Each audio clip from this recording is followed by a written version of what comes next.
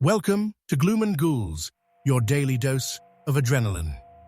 Mr. Harold Grayson was a name whispered in hushed tones by students, teachers, and even the janitorial staff at St. Augustine High School. His classroom, room 213, was infamous for its suffocating silence, broken only by the rhythmic tapping of his wooden ruler against the blackboard, or the sharp crack of chalk snapping under pressure.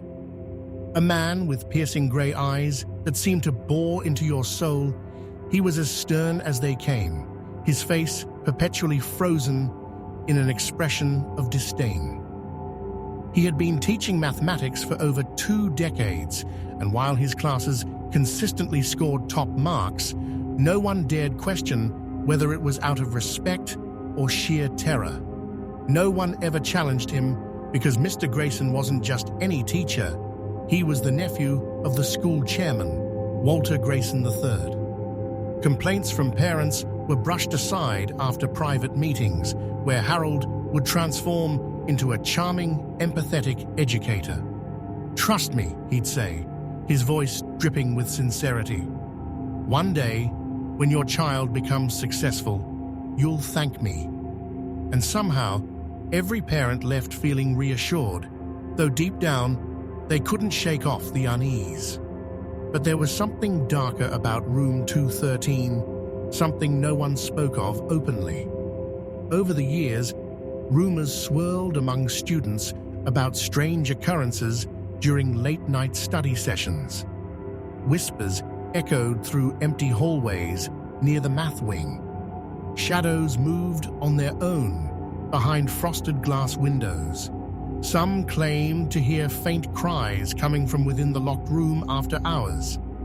Yet these tales were often dismissed as teenage exaggerations until Emily Carter arrived. Emily was new to St. Augustine, having transferred mid-year due to her father's job relocation. On her first day, she walked into room 213 wearing a nervous smile, clutching her notebook like a lifeline. She didn't know what awaited her. "Ah, Miss Carter," Mr. Grayson sneered, his lips curling into a cruel grin. "Let's see if you're worthy of joining this class. Solve this equation, now." Without waiting for her response, he scrawled a complex calculus problem across the board so quickly that chalk dust billowed around him like smoke. The entire class held their breath, watching Emily fumble nervously with her pencil. When she hesitated, his tone turned venomous. "What's wrong? Too dumb to handle numbers? Perhaps you should have stayed at your old school." Laughter bubbled up inside some students but died instantly when they saw the cold fury in his eyes. No one dared laugh outright, not even the troublemakers. This infuriated Mr. Grayson further. For once, his humiliation tactics hadn't worked completely. That evening, as the sun dipped below the horizon, casting long shadows over the school building, Emily sat alone in the library, trying to make sense of the day's events.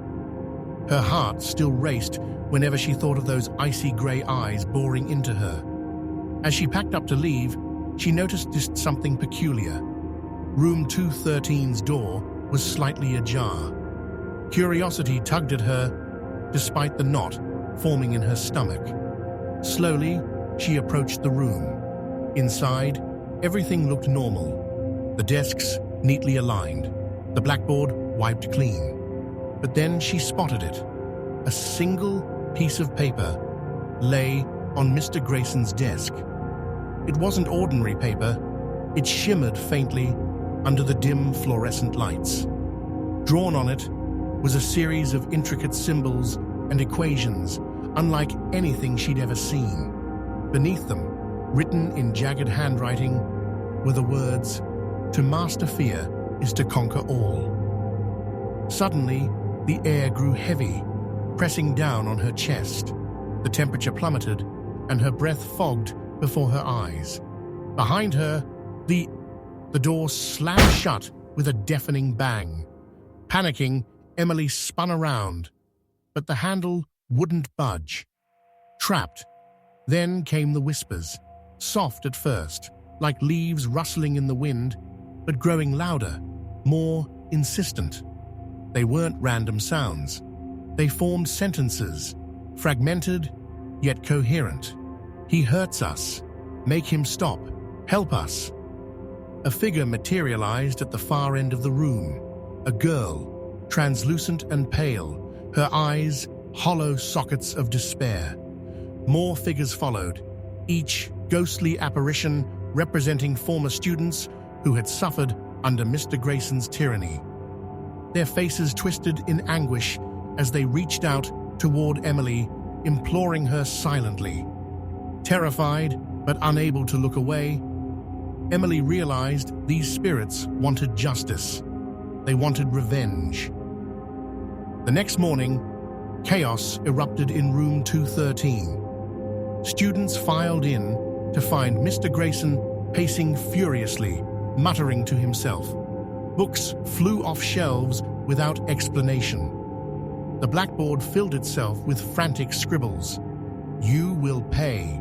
When he tried to erase them, the chalk snapped in his hand, leaving bloody scratches on his palm.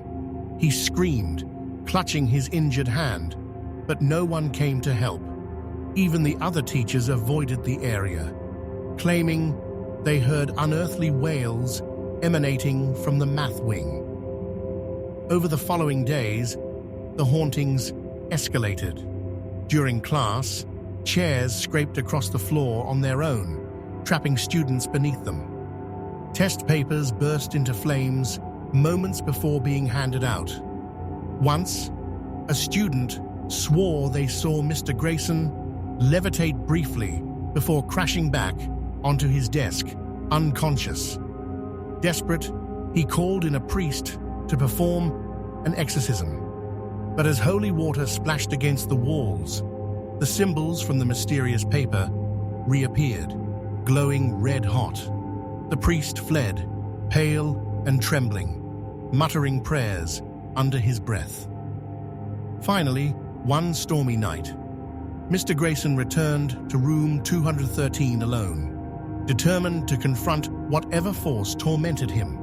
Armed with a flashlight and a crucifix, he entered the darkened classroom. At first, nothing happened.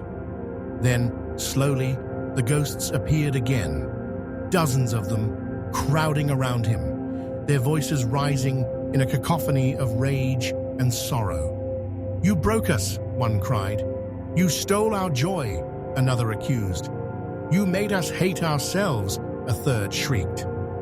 They surged forward, enveloping him in icy tendrils. Memories flooded his mind, every cruel word, every act of intimidation, every tear shed by his victims. He relived them all, amplified tenfold.